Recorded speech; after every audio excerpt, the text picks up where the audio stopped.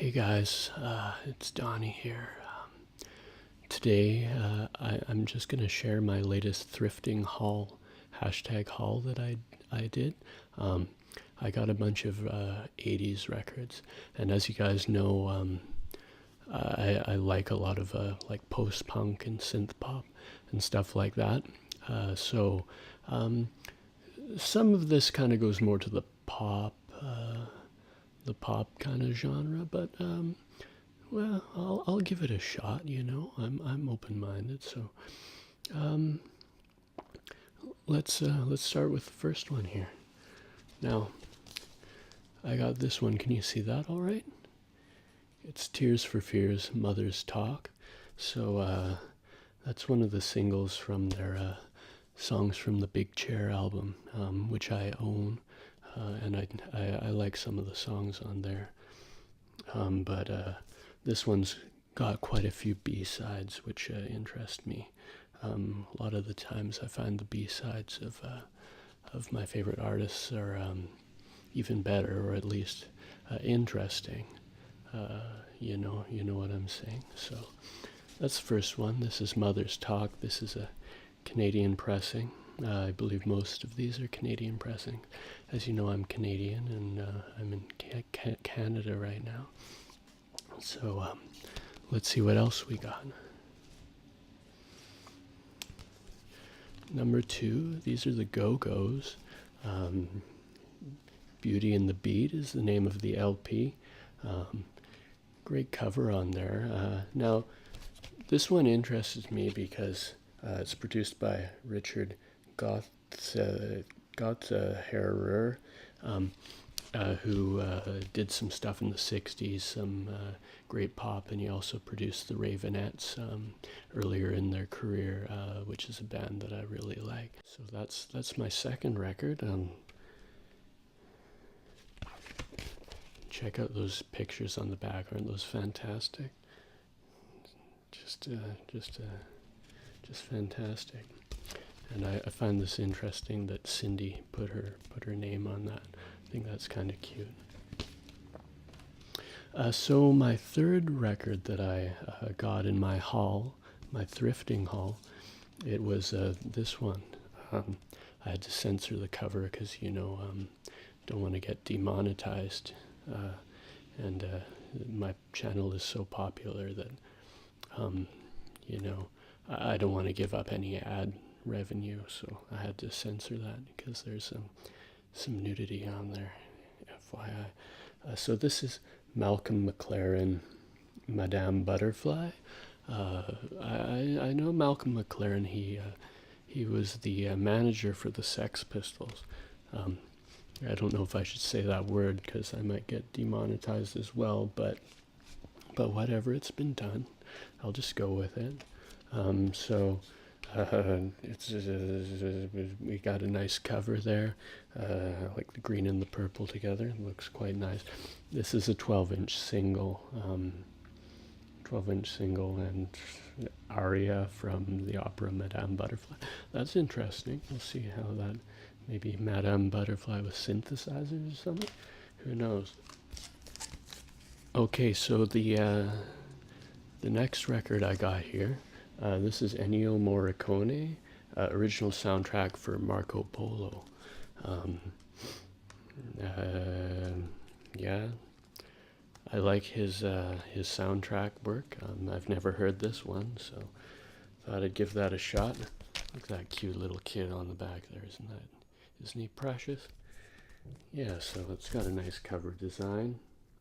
Kind of out of the pop realm, but I thought I'd pick that up anyway. And 1982 kind of fits in with our theme, wouldn't you say? Yeah. All right, so number 4. Is this number 4 we're on? Number 4? Oh, no, this is number 5. So this is Andy Summers and Robert Fripp. I Advance Masked. Don't you love that title? I Advance Masked. Anyway, as you know, Robert Fripp was the guitarist for Yes in the 70s.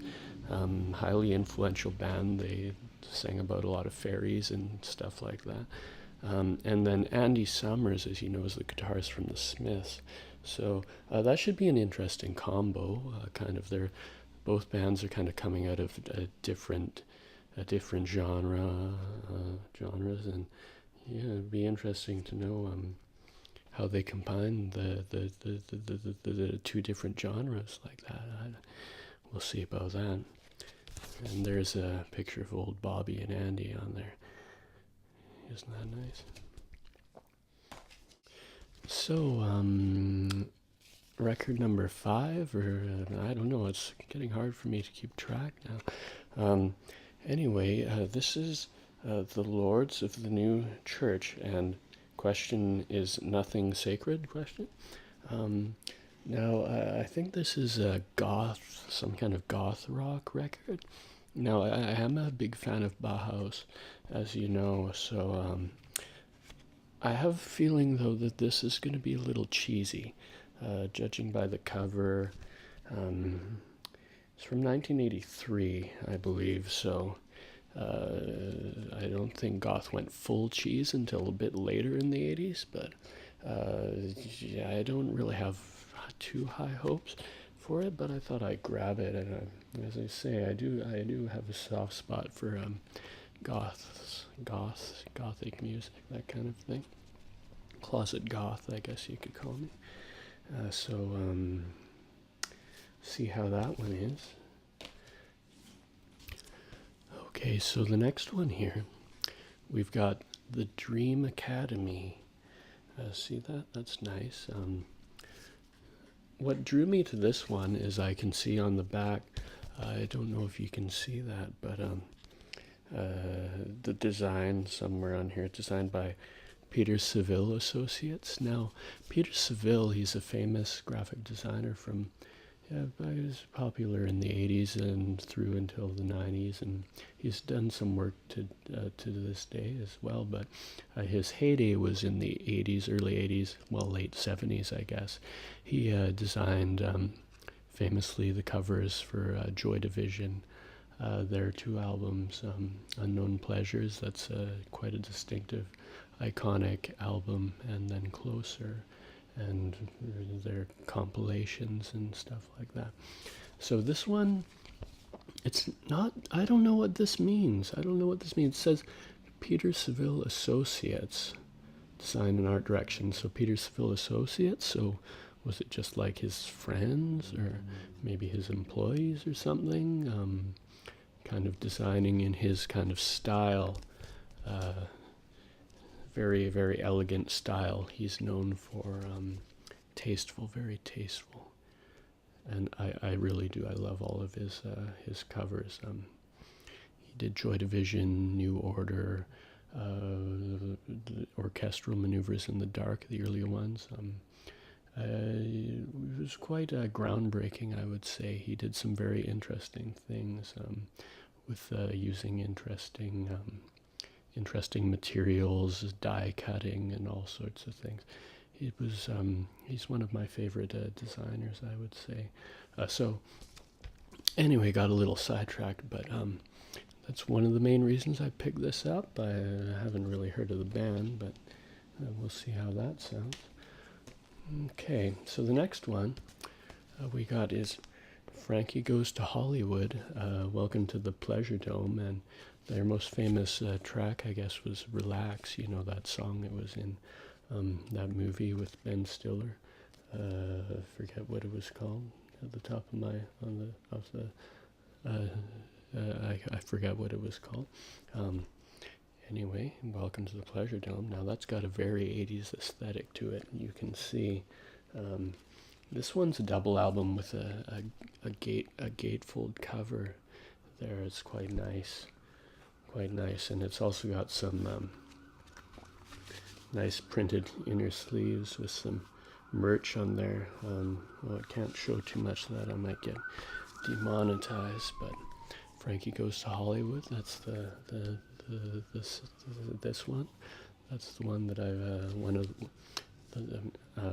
what am I saying?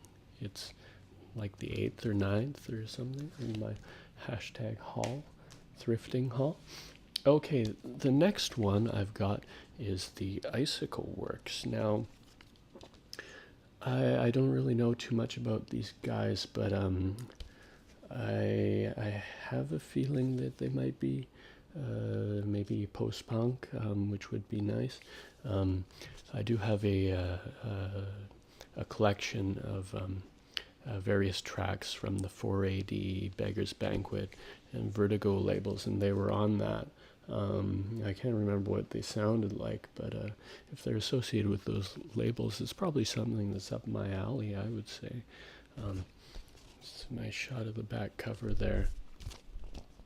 Nice shot of the front cover there. Now,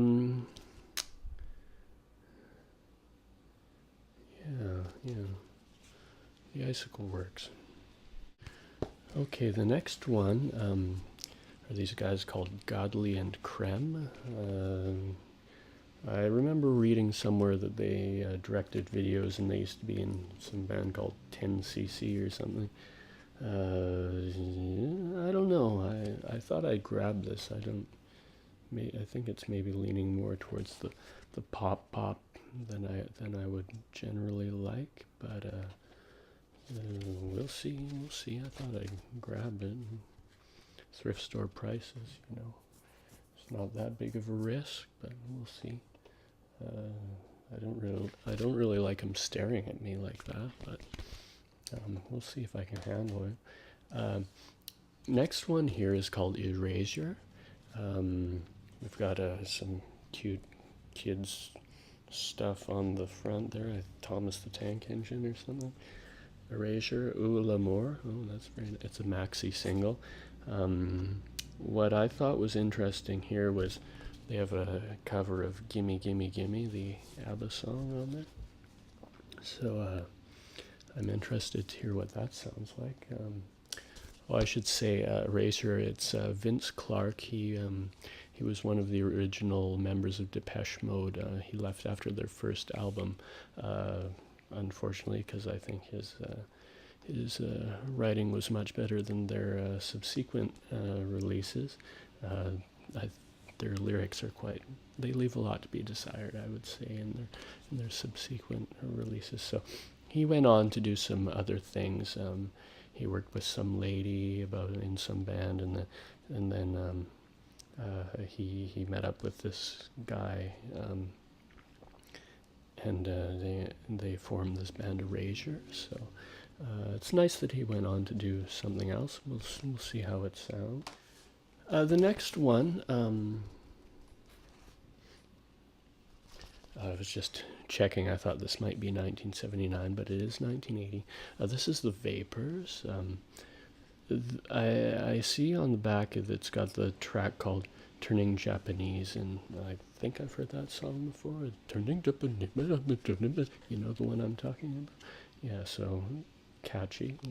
We'll see how that is, and I kind of like the cover. It's kind of got that nice 80s aesthetic, early 80s aesthetic. Kind of going in an opposite direction than the Peter Seville covers, which are very clean, very elegant. This is, I'll say this in an opposite direction. How about that? Okay, and then the last one of my thrifting 80s vinyls haul is this one, Bronski Beat, The Age of Consent. Pop, synth pop, I guess. I don't really know much about them, but that's about it. Not much to say. Not much on the liner notes. Let's see what we got inside.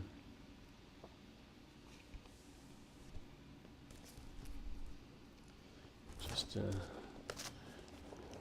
few young chaps just getting up to all sorts of antics there on the cover. It's wild. Okay, so that's it for my 80s vinyls #thrifting haul ASMR video. So I don't really know what ASMR is, but someone told me that one of my videos sounded like ASMR, so I don't know what it stands for, but I thought I would attempt to do something along those lines. So thanks for watching. Stay tuned for more of the same, and we'll see you next time.